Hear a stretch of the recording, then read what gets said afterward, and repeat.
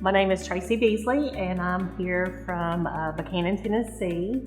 I married my husband 25 years ago this June. We have 2 boys. We own Beasley Antenna and Satellite, a local dish network retailer. 2 years ago, I started having some headaches and stuff, and then I saw an event on the Henry County Facebook page, Medical Center Facebook page, about the Prevent Type 2 Diabetes program. I wanted to join the group to learn a new lifestyle, to get healthier, to be able to do things when my children eventually had children of their own and I could play with my grandbabies.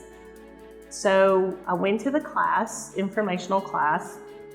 Kim Dempsey explained the whole program to us. Tina Umstead was there to do the A1Cs and everything. And when I got my results, not only was I pre-diabetic, I was also diabetic. That threw me for a loop. I did not realize that I had already been diabetic. I didn't have any really symptoms. I drank a lot of water and stuff, but other than that, I didn't start having the normal symptoms that a diabetic would have.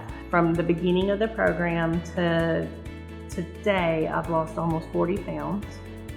I've lost 3 pant sizes. Come to the information class and have your A1C tested.